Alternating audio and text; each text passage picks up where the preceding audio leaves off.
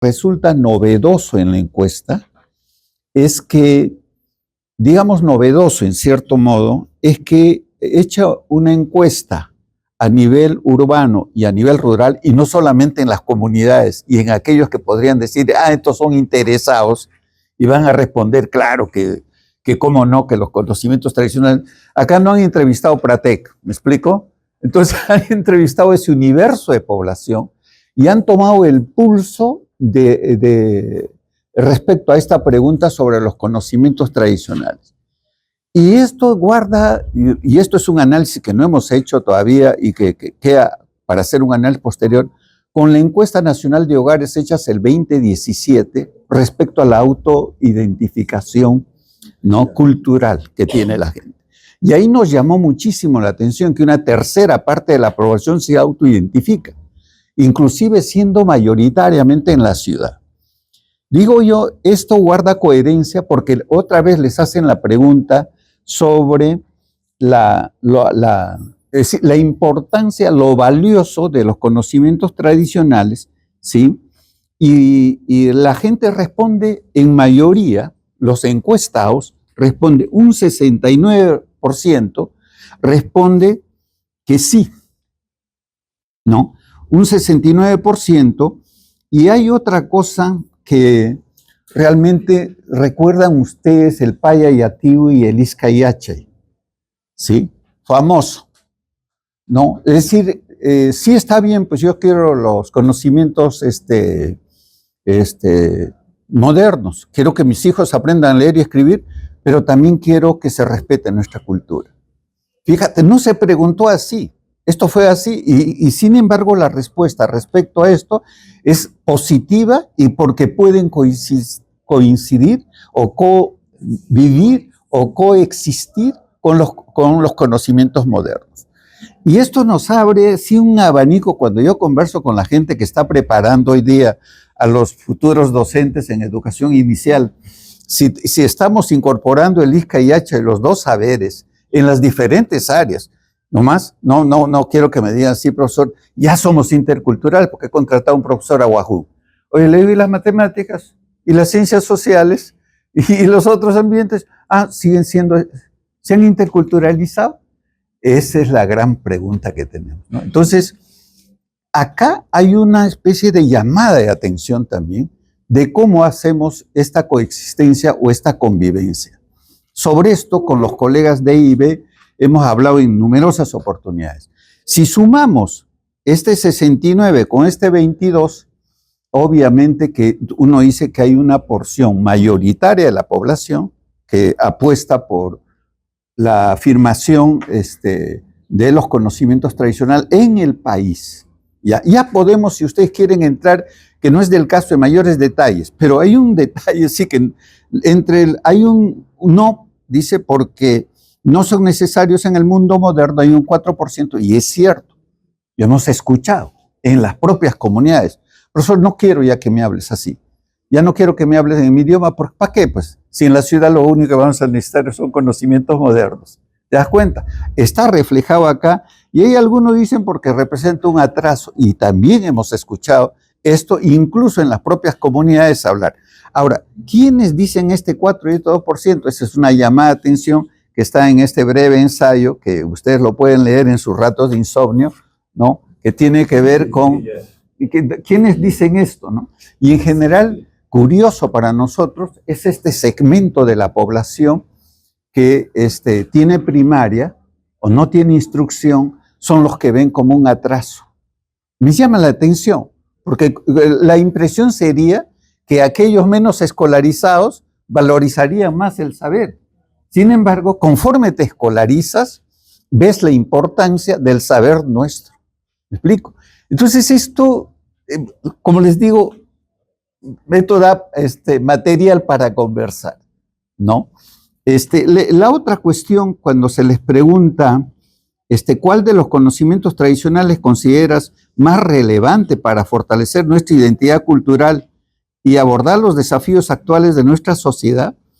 Fíjense ustedes, aparece como primera cuestión lo de la lengua, ¿no? Dice, uso y promoción de lenguas originarias en contextos familiares, laborales, educativos y comunidad. Casi el 50% dice la lengua. Y esto es una llamada de atención para nuestras autoridades cuando consideran que podemos incorporar docentes que no hablan el idioma en los contextos en los cuales un niño solo te entiende si hablas en ahuajú. ¿Me explico? ¿No? O hay comunidades que conocemos bastante bien que si tú no saludas o hablas en quechua no te contestan. ¿Me explico? Entonces la importancia de IB, acabo de leer una entrevista de Nora Delgado para por lo menos los contextos amazónicos, y este tema de la lengua es crucial, ¿no? Para el aprendizaje.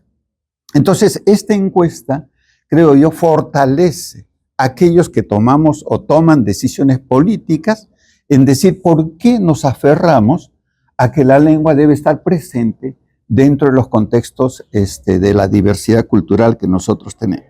Bueno, después se habla sobre la medicina tradicional, se habla sobre las tradiciones culturales, y acá hay un tema que sí me ha llamado la atención, como ustedes saben, nosotros andamos también en la conservación de la biodiversidad, y normalmente lo que nosotros tratamos de vincular es que en los proyectos de aprendizaje interculturales un tema central sea la conservación de la biodiversidad. Y no porque a mí me agrade o no, porque me agrada, ya llega el profesor Rengifo, tráiganles todas las papitas nativas porque a él le gusta eso, ¿no? Porque si me muestran las papitas estas, sacha modernas, como yo digo, ya he visto eso en las estaciones experimentales de mis amigos, pero a mí me muestran esto. Entonces, esto resulta ser que ahora con el cambio climático y la afectación, la diversidad es lo que nos salva la comida. Entonces, el asociar conocimientos tradicionales con biodiversidad es central. En una hora especial en que estamos perdiendo por el asunto del monocultivo, yo he vuelto realmente preocupado del Callejón de Huaylas por la manera como se está sustituyendo la diversidad por el monocultivo. De la Amazonía, ni qué te quiero decir. ¿Me explico? Entonces hay una fuerte presencia del monocultivo respecto a la diversidad. Y sin embargo, somos uno de los 8 centros mundiales, 8 en el mundo, que ha criado y ha generado agro y biodiversidad. En el mundo. ¿Me explico? No somos cualquier cosa. Y el hecho que aparezca en la encuesta, me llama la atención. Porque no aparecía en otras encuestas, aparecía la lengua, aparecía las danzas y qué sé yo, pero que aparezca la biodiversidad y la medicina tradicional, a mí me parece, y por supuesto aparece lo de la cultura culinaria. Esto, claro, en gran medida, ustedes saben que en estos últimos 20 o 30 años la cocina peruana pues ha sido, pero la base es la cultura culinaria nuestra. ¿Qué muestra mi querido Virgilio, mi querido Gastón, cuando salen para afuera? Los productos nuestros. ¿Me explico? Porque para lo demás, en cualquier otro sitio hay. Entonces aparecen nuevamente estas valoraciones que dicen cuál de ellos. En una pregunta tercera, adquiridos en los cursos, consideras, porque hay mucha gente que ha participado en los cursos, más de 4 millones que están fuera, yo que lo llamo yo de la caja del sistema, que reciben cursos, y dices, pero consideras que estos aprendizajes adquiridos en cursos, talleres, fuera del sistema formal, y ustedes saben que yo, eso de formal e informal, disculpen ustedes, no va conmigo. Porque si yo quiero hablar en condiciones de equivalencia, no puedo llamar a mi cultura que no tiene forma. Siempre he llamado la atención, cultivar 4,000 variedades de papa en los Andes, ¿se puede hacer con una educación que no tiene forma? Que me lo cuenten a mí.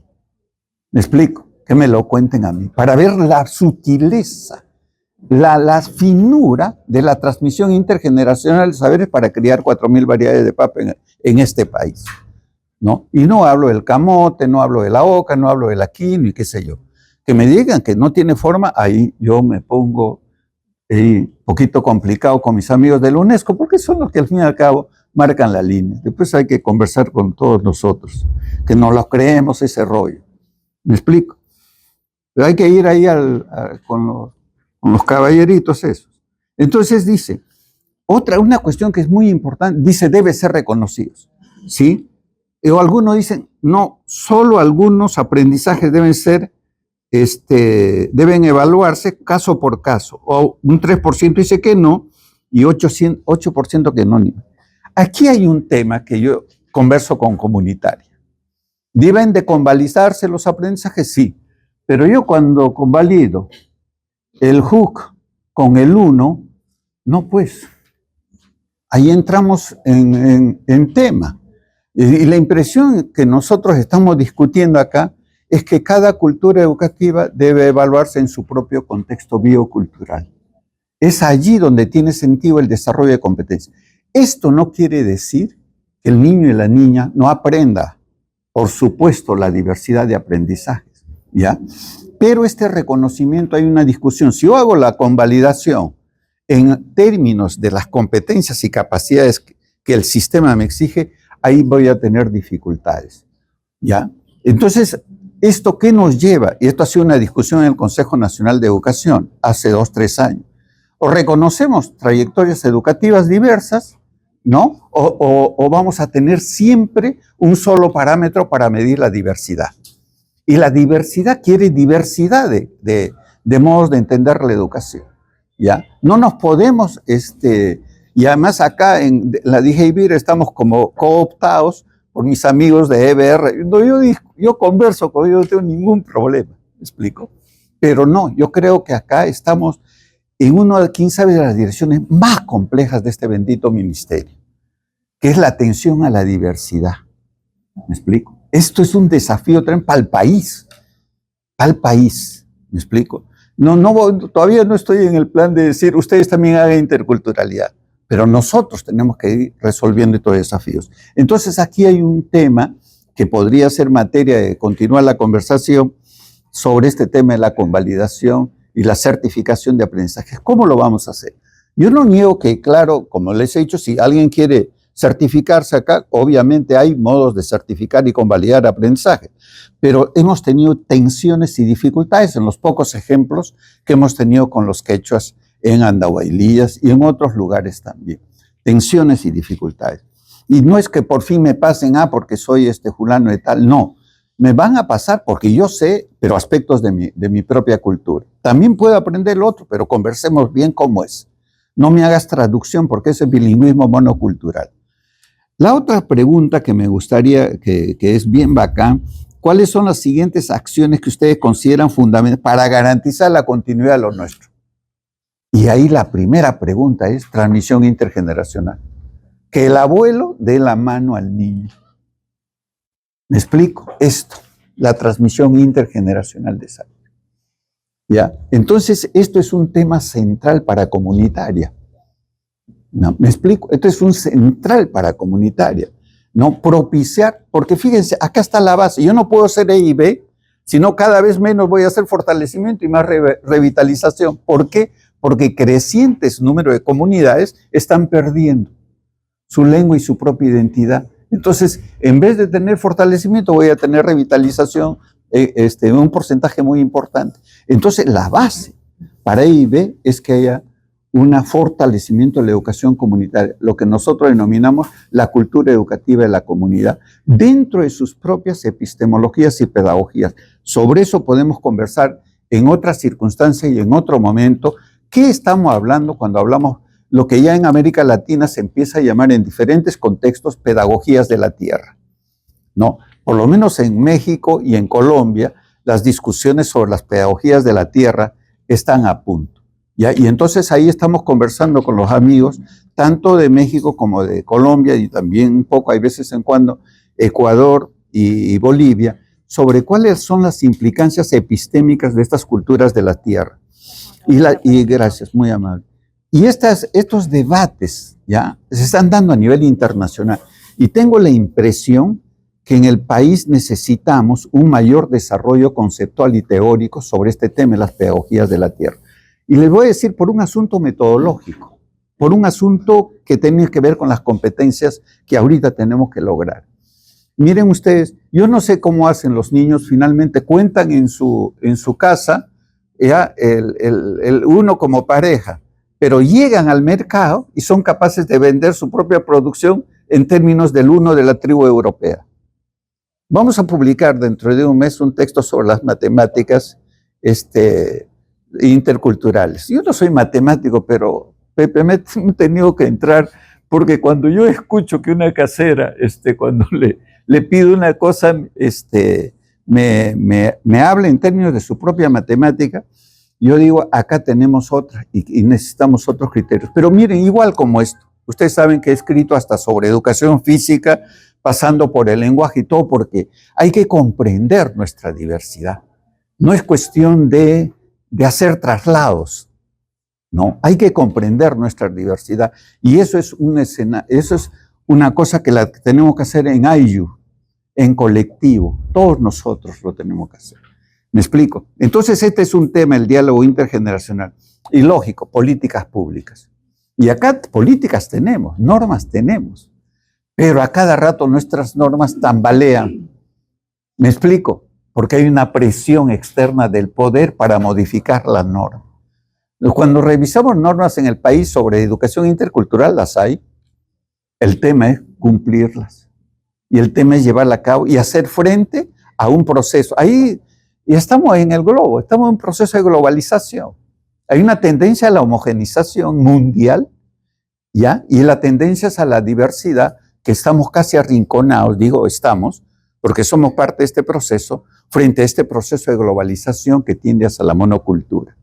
Y entonces no es sencillo, porque esto se viene con todo. Y nunca hemos sentido tanto como ahora este desprecio por la diversidad y el avance de la monocultura en el mundo. Entonces lo que se nos viene, colegas, como escenarios futuros, no es sencillo. Necesitamos unir esfuerzos cada uno de nosotros para ver cómo lo enfrentamos esto. Y la tercera cosa es el uso de lenguas ancestrales y el de establecer alianzas entre comunidades indígenas y no indígenas. Esto me encanta, ¿no? ¿Cómo podemos establecer vinculaciones? Algunas veces hemos tenido ejemplos de niños que han ido de acá, de la ciudad, y han tenido pues un preconcepto de que este niño indígena, ¿qué me va a enseñar? ¿No? Hasta que cuando han visto un video y han visto a mi amiguito Manuelito Sangama explicando la diversidad de frijoles que tiene, y el niño de la ciudad le decía, ¿tú eres ese? No creía que este niño podía criar junto con su familia diversidad. Es decir, tal es nuestra propia ceguera de ver la diversidad y a los niños criadores que realmente nos cuesta ver esto. Y entonces estas relaciones, es muy lindo ver niños de la ciudad que puedan tener con los niños del campo, pero ahí en su sitio, el niño del campo se siente feliz. Termino diciendo, yo tengo un hijo, mi hijo estudió en Lamas, junto con otro niño, Miguelito Tapuyima. Mi hijo, y yo les dije, vayan ustedes dos por favor a la chacra y traigan plantas. No, por supuesto que Miguelito Tapuyima, yo estoy en un ambiente que he hecho, mis hijos interactuaban con él, fue a la chacra y se trajo pues todo tipo de plantas. Le digo, ¿qué plantas has traído? Pucha, y que ahí yo le tuve que parar porque conocía tal cantidad de plantas este niño, ¿ya? Y mi hijo solamente pudo distinguir entre la yuca y el plátano, ya era mucho, ¿me explico? Y sin embargo, me voy a la reunión y termino con esto, disculpen ustedes, me voy a la reunión de padres de familia, porque también soy padre de familia, o era, y entonces el profesor, estoy con el papá de Miguelito, el profesor viene y le llama la atención al papá de Miguelito, que su hijo no había sacado buenas notas en ciencia y ambiente, me explico, y que por favor tuviese más cuidado en darle tiempo y enseñarle a Miguelito. Y a mí me felicitaba porque mi hijo apenas sabía 2 cosas, pero el tipo era capaz de escribir y chamullar y sacaba 14, mientras el otro apenas 11. Entonces estas cosas a mí en el alma, cuando tu hijo o alguien tuyo es marginado o tu compañero a quien le valoras sufre una marginación, te coge acá. Te coge acá. Y quién sabe, por eso estamos aquí. ¿Ya? Porque estas cosas no son tanto de razón como de corazón. ¿Me explico? De compromiso, de querer lo propio nuestro. No sé, pues así nos ha hecho el mundo, ¿qué vamos a hacer más allá de las emociones? Sin embargo, estas encuestas revelan datos de nuestra población que es importante considerar. Muchas gracias a todos ustedes.